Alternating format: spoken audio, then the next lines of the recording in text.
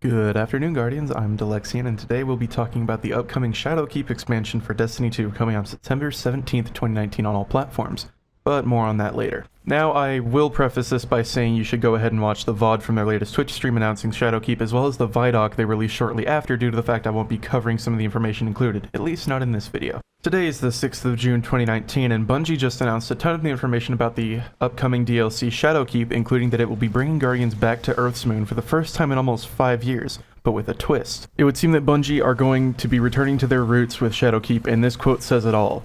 At its core, Shadowkeep is about returning to the moon, and a lot has changed. When you go back, it isn't exactly what you thought it was. There's huge cracks ripped into it, there's a strange Scarlet Fortress, and the context of the moon has been updated entirely. This isn't just about the Hive anymore, it's about something else, something terrifying. And just after that in the Vidoc, we get a short set of dialogue between Eris Morn and Ikora Rey, which says, "How long has it sat in silence, watching us? Much too long."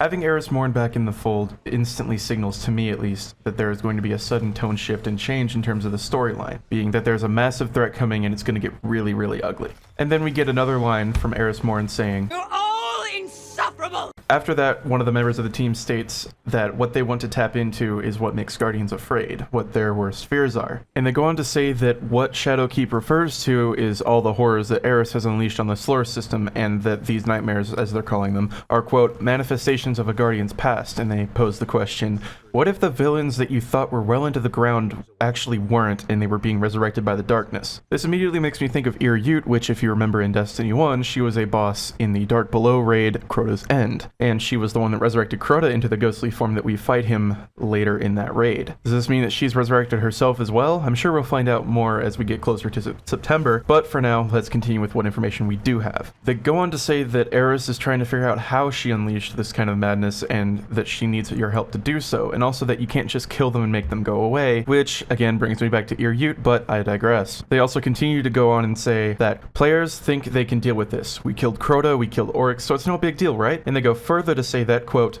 you're going to get there and figure out that it's a bigger deal than you ever even thought it could be. The darkness is a lot closer than you realized. And to close the DLC announcement portion of the Vidoc, we get one more line of dialogue from Eris, and she says this.